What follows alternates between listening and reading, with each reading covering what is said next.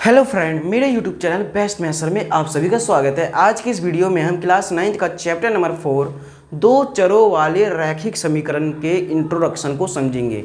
इसमें हम इसका परिचय लेंगे, इसमें हम बेसिक बातें समझेंगे और एक एग्जाम्पल को भी सॉल्व करेंगे, ठीक है। और आपको बता दें, बाकी जो हमारा एक्सरसाइज होगा हम उसके अकॉर्डिंग भी अपना आंसर को करने के लिए कुछ बेसिक बातें हम उसी एक्सरसाइज में भी समझ लेंगे, ठीक है, साथ साथ क्वेश्चन के, ताकि आपको भी समझ में आ जाए।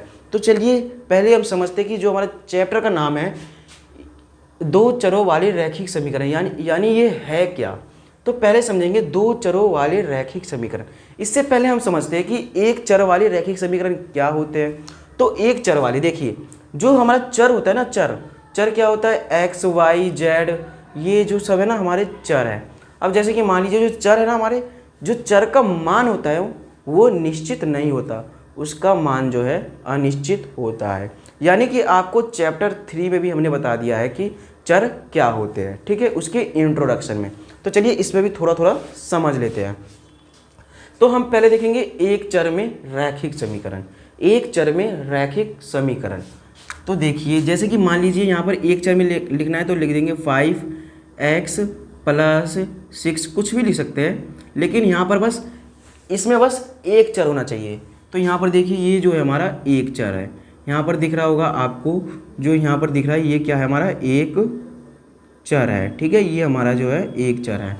एक चर में ये क्या है, रैखिक समीकरण है। क्या है, रैखिक समीकरण, रैखिक समीकरण, ठीक है। अब यहाँ पर समझिए ये हो गया हमारा, ये जो है हमारा 5x + 6 = 0, ये हमारा एक चर में रैखिक समीकरण है। यानी कि इसको हम किस तरह से लिख सकते हैं, यहाँ पर समझिए, इसे हम a और x + b = 0, यानी कि a हमारा कोई संख्या हो सकता है या तो माइनस में हो सकता है, लेकिन आपको ये याद रखना है कि a बराबर 0 नॉट, यानी कि a बराबर 0 नहीं हो सकता, अदरवाइज उसके अलावा कोई सी भी संख्या हो सकती है, जैसे 1 2 3 या फिर माइनस में संख्याएं हो सकती है, ठीक है। और यहाँ पर जो b है, b हमें यहाँ पे जो b दिखाई दे रहा है, ये जो है हमारा अचर पद है। अचर पद क्या होता है इसके बारे में भी समझते हैं थोड़ा। अचर पद जो है, अचर पद यानी कि जो संख्याएं होती है, यानी कि देख जैसे कि 1 2 3 4 5, इसमें 0 भी हो सकता है, 6 7, या फिर माइनस में संख्याएं हो सकती है, जैसे -1 -2, ये जो है हमारा अचर पद है, ठीक है। आपको इतना समझ में आ गया, मोटी मोटी बातें, मतलब कि जो मोटी मोटी आपके लिए जो बातें थी आपको इसमें समझ में आ गया होगा एक चर के लिए। अब हमें समझना है इसमें दो चरों, तो दो चर, जैसे कि दो चर कुछ भी हो सकते हैं, जैसे कि कोई समीकरण होगा उसमें दो चर कुछ भी हो सकते हैं, जैसे कि मान लीजिए यहाँ पर हो सकता है x या फिर y, ठीक है, ये हो सकता है, या फिर यहाँ पर m और n हो सकता है, या फिर a या b हो सकता है, या फिर p या q हो सकता है।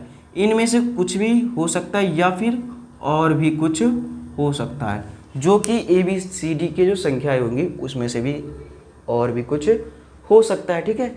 ये हमारे दो चर में है, जैसे कि देखिए x y, ये दो चर हो गए इस तरह से।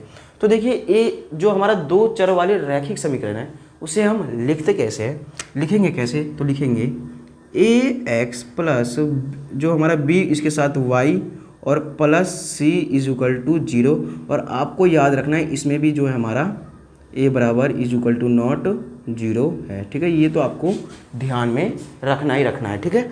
अब चलिए देखते हैं, जैसे कि यहाँ पर देखिए जो x के साथ है हमारा a, यानी कि a की जगह कोई सी भी संख्या हो सकती है, और जो हमारा y के साथ है b, इसके जगह भी कोई सी भी संख्या हो सकती है, और जो हमारा ये c है ना, ये c जो है हमारा क्या हो जाएगा, अचर पद, यानी कि कोई सी भी संख्या माइनस में या फिर प्लस में, ठीक है। ये अब एग्जाम्पल के लिए समझ लेते हैं, एग्जाम्पल के लिए तो देखिए एग्जाम्पल क्या हो सकता है, एग्जाम्पल के लिए कुछ भी समझ लीजिए। यहाँ पर a है ना, a है हमारा, तो a की जगह हम लिख सकते हैं जैसे कि 6x प्लस, इसकी जगह b की जगह कुछ भी लिख सकते हैं जैसे कि 3, और इसके साथ y ऐसे रहेगा, और ये अचर पद है, अचर पद के जैसे अचर पद है, इसकी जगह आप कुछ भी लिख लीजिए, जैसे कि मैंने लिख दिया यहाँ पर 18 = 0।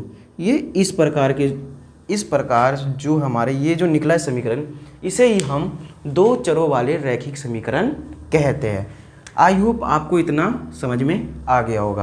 अब चलिए इसे समझने के लिए हम कुछ एग्जाम्पल, यानी कि जो हमारा क्लास 9th का चैप्टर नंबर 4 का जो चैप्टर नंबर 4 है उसका पहला उदाहरण यानी कि पहला एग्जाम्पल है उसको हम सॉल्व करते हैं।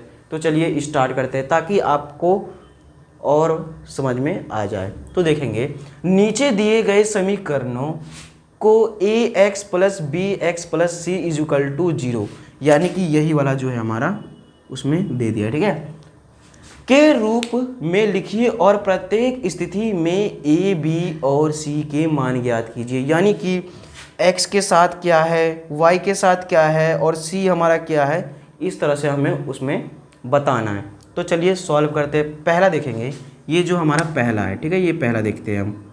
तो पहला क्या है, 2x plus 3y is equal to 4.37। पहले हम इसको इस फॉर्म में लिखेंगे, इस फॉर्म में, यानी कि इस फॉर्म में पहले हम देखेंगे, ठीक है। ये x वाला है ना, तो ये हमारा हो जाएगा, यहाँ पर सॉल्व करते हैं 2x और प्लस का 3y, हमें लेकिन बराबर में 0 रखना है। तो हम क्या करेंगे, ये जो यहाँ पे प्लस का यहाँ पे आके क्या हो जाएगा, ये बराबर के इस साइड आके क्या हो जाएगा, माइनस का 4.37 और इज इक्वल टू क्या बचा, 0। अब इसमें हम ए बी सी देखेंगे, ए बी सी के क्या मान है। तो ये हमारा ए होता है, ए हमारा 2 हो गया, और बी हमारा ये होता है तो बी हमारा 3 हो गया, और सी हमारा क्या होता है, माइनस का, ये माइनस में है ना, तो माइनस का 4.37 यानी कि अचर पद हो गया। तो चलिए यहाँ पर हम एक एक करके मान लिख देते हैं। तो a बराबर हो जाएगा हमारा 2, उसके बाद b बराबर हो जाएगा 3, उसके बाद c बराबर हो जाएगा माइनस का 4.37। इस तरह से आपको इसके आंसर देने हैं। आई होप आपको अच्छे से समझ में आ रहा होगा। इसी प्रकार ये जो तीनों हैं इसे भी हम सॉल्व कर लेते हैं। तो चलिए अब दूसरा देखते हैं। दूसरा में देखिए, पहले हमारा क्या होता है, x होता है, पहले दो चर यानी कि x फिर y, फिर उसके बाद हमारा जो है अचर पद यानी c होगा, ठीक है। तो चलिए लिखते हैं, x हमारा ऐसे ही रहेगा, ये वाला पहले इधर लिख देंगे, ये प्लस का यहाँ पे आके क्या हो जाएगा, माइनस का √3y, और ये माइनस का 4 ऐसे ही रहेगा, बराबर में क्या बचा, 0। अब इसमें हम a b c देखेंगे। a यानी कि x के साथ यदि कुछ नहीं होता है उसके साथ हम क्या मानते हैं, 1, यानी कि a बराबर हो गया हमारा 1। उसके बाद b देखेंगे, b हमारा क्या है, y के साथ क्या है, -√3, तो लिख देंगे v हमारा है -√3, और c देखेंगे, c हमारा अचर पद यानी कि ये रहा -4, तो लिख देंगे -4। आई होप आपको अच्छे से समझ में आ रहा होगा, ठीक है। अब देखिए तीसरा देखते हैं। तीसरा क्या है, 4 यानी कि 4 बराबर 5x - 3y। तो हम पहले 5x ऐसे रहने देंगे, उसके बाद माइनस का 3y भी ऐसे रहने देंगे, और उसके बाद क्या है, ये जो 4 है हमारा, ठीक है, 4 उस साइड जाएगा तो माइनस का 4 हो जाएगा और बचेगा बराबर में 0। अब इसमें से भी हम a b c का मान बता देंगे। तो देखिए a b का मान कैसे बताएंगे हम, ax और प्लस by और plus c is equal to 0। तो a हमारा क्या है यहाँ पर 5, यानी कि a बराबर हो जाएगा 5, और b देखेंगे, b हमारा क्या है, y के साथ माइनस का 3, तो लिख देंगे माइनस का 3। उसके बाद देखेंगे c क्या है हमारा, माइनस का 4 यानी कि अचर पद। आपको अच्छे से समझ में आ रहा होगा, ठीक है। अब ये जो हमारा लास्ट बचा, अब ये जो हमारा लास्ट है इसे भी हम कर लेते हैं। यहाँ पर 2x है, 2x पहले ऐसे ही रहने देंगे, ये बराबर में माइनस का 4 है, ये बराबर में माइनस का, ये बराबर में y है यहाँ पर, ठीक है। 2x is equal to y है यहाँ पर, ठीक है।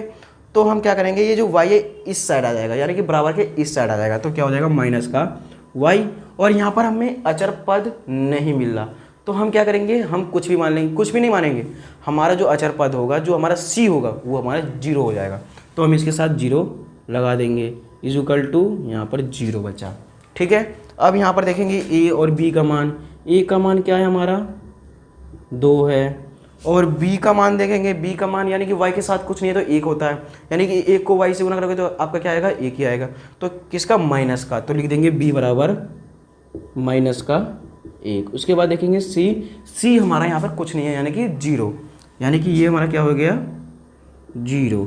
इस तरह से आपका जो चैप्टर नंबर 4 दो चरों वाले रैखिक समीकरण के जो इंट्रोडक्शन थे इसमें कवर हो गए। ठीक है, अब आपको हम बता दें जो आपका जो एक्सरसाइज है हम उसके अकॉर्डिंग आपके जो क्वेश्चन आएंगे हम उसके साथ साथ भी आपको बेसिक और कॉन्सेप्ट समझाते चलेंगे ताकि आपको कोई प्रॉब्लम ना हो। ठीक है, अब मिलेंगे हम नेक्स्ट वीडियो में। जब तक के लिए धन्यवाद। मेरे YouTube channel best maths sir को आप सभी सब्सक्राइब कर लीजिए। Thank you.